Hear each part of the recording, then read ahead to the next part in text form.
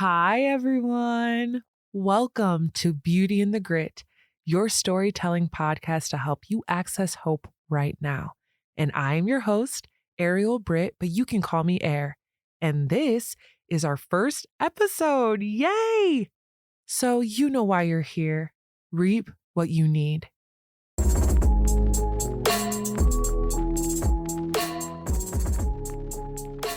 I know one time, it was in the summer, Mom came to pick me up because by that time my dad was deceased. And we had so much stuff in the car, she decided to go the back way and instead of going on the expressways, because we had everything blocking the rearview mirror and stuff like that. And then she was driving and I was like in the back seat. And she said to me, well, she was actually talking to herself kind of, and she said, there was a time when your dad couldn't even stay in this town, and I don't remember what town it was, as a Black attorney. He would have to stay somewhere else, but he would still represent certain people in this particular town. And I said, wow, I can't believe that. I would never take that. She veered that car over to the curb, leaned over in the back, said, you will never be at University of Michigan if it hadn't been for what your dad stood for. And I said, wow, I better not say another thing. So that was my mom, Dr. Marilyn Skinner Britt, daughter of Lucille and Floyd H. Skinner. Understanding that same power and privilege in having an education was something that was passed down to me and my three older sisters growing up. So it was never a matter of if we went to college, but where. I dreamed of going to Michigan too. My grandfather had received his undergraduate and law school degree from there. After, he went on to become the first Black attorney in Grand Rapids, Michigan. Here is a clip of my mom reading a letter he wrote during law school. Dear sirs, I am debating the question, resolved that the Ku Klux Klan be abolished by the federal stature. If you will please forward me whatever information you have on the subject, it will be highly appreciated. We'll be glad to pay any expenses incurred by your sending same. Thanking you in advance, I remain, yours very truly, Floyd H. Skinner.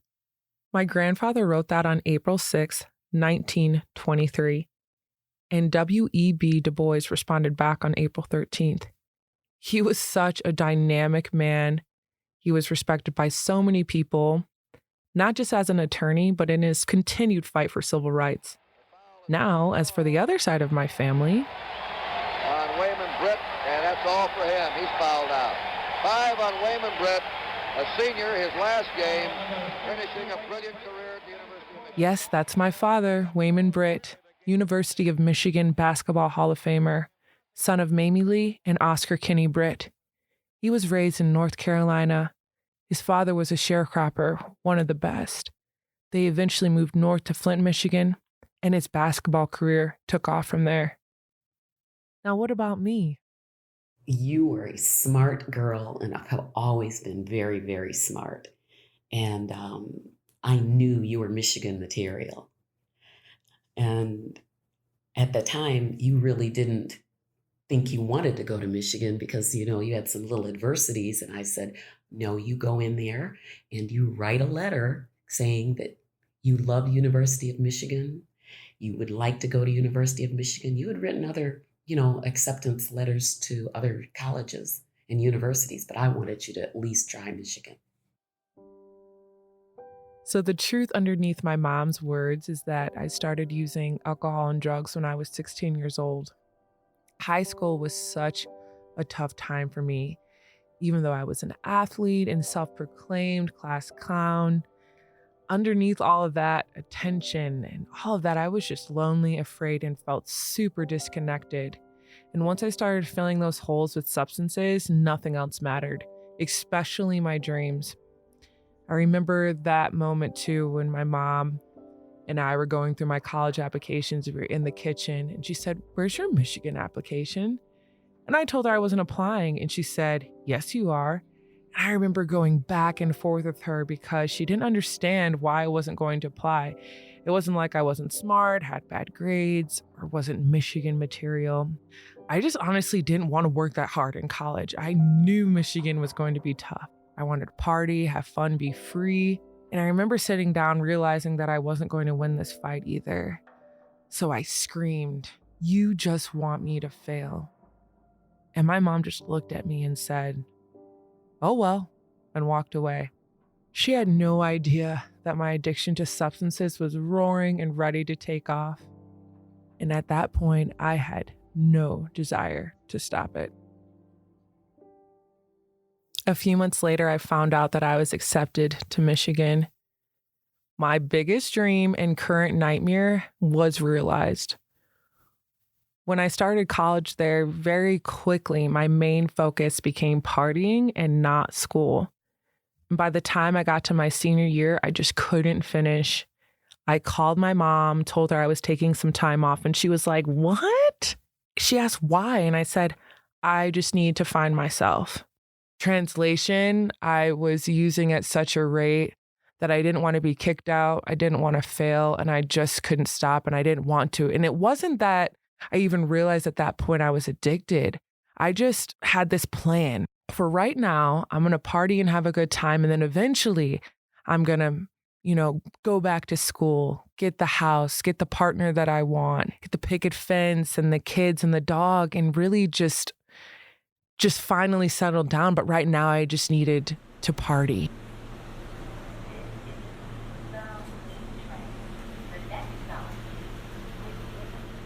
So I moved to New York City, and within a year, I was completely held hostage by my substance use. Every day and every decision revolved around being able to use at the rate that I wanted to. I had stopped talking to most of my family and friends, and my body was changing so much because I was barely eating any real food. I could hold it together kind of with makeup and a cute outfit, but my body was shutting down. And I didn't understand what was really happening to me. I was just in so much pain, physically, mentally, and emotionally. I did not want to live like this anymore, but I also didn't know how to stop. It wasn't fun anymore. The party was over. The last day of my drinking was a football Saturday. I spent it at a college bar with some drinking buddies. Michigan was playing Iowa. I was wearing my maize and blue t-shirt. I ended up buying shots for everyone because we had lost the game. They were raspberry, blue, taste like rubbing alcohol. The bar was finally closing and there was just a few people hanging out inside, and I didn't want to leave because I knew that I had nothing or no one to go home to. I started asking myself, "What are you doing?" And I walked out and I had this moment of clarity, and the voice in my head said, "If you keep doing this, you'll never get to where you think you're going to be."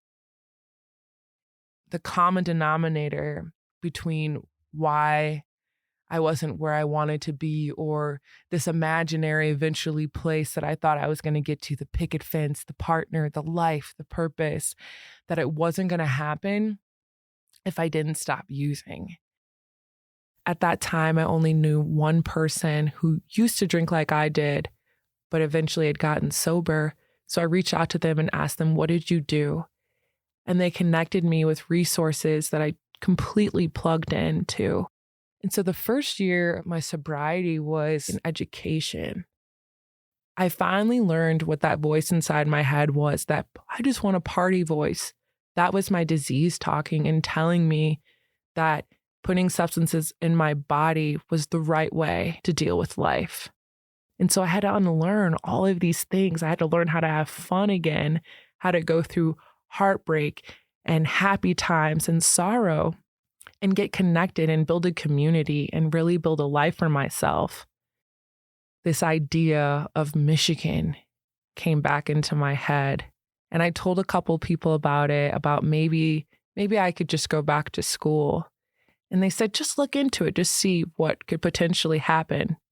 I thought for sure that when I called admissions that they would say, "Oh, we don't want you. You're no longer welcomed here." And it was so simple. It was pay this a little amount of money, register for classes, move home. And I remember calling my mom and saying, "Hey, so I think I'm going to move back home and go back to school." And she just started screaming. She was like, I'm right by the Ann Arbor exit and you called me at this time. That's God. Go Blue. She was so, so, so happy. And this was one of the hardest decisions of my life because I was giving up my recovering community, my routine. I felt really safe with these folks in New York City, and I was going to have to move all of that and create a whole new community in a place where I had not so many good experiences, not so many good memories. But I wanted more. I wanted to be more than just a nanny at that point.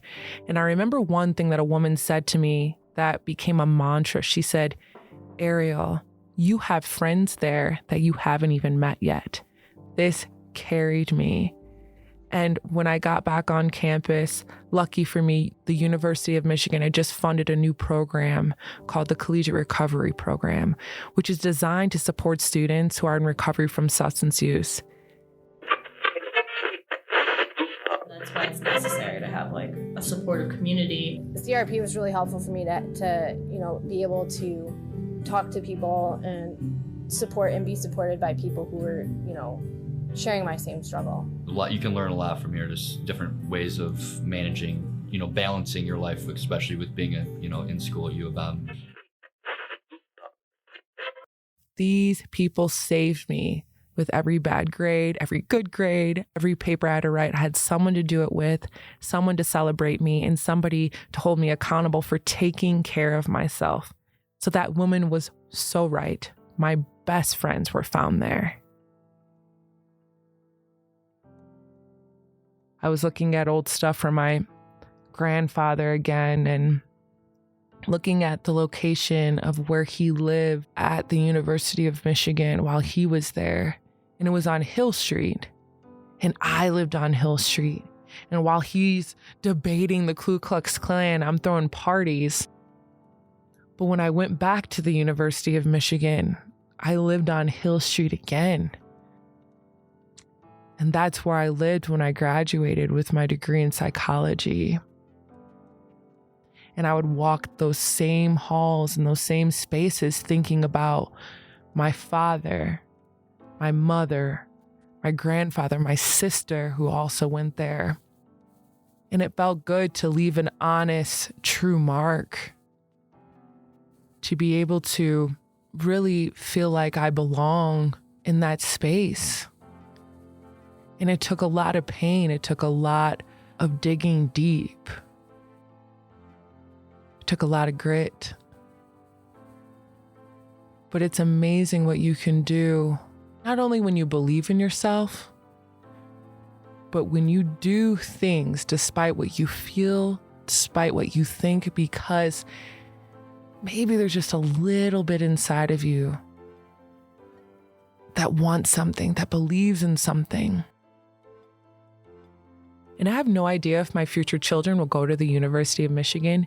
And honestly, it doesn't matter to me. It's not something I expect from them.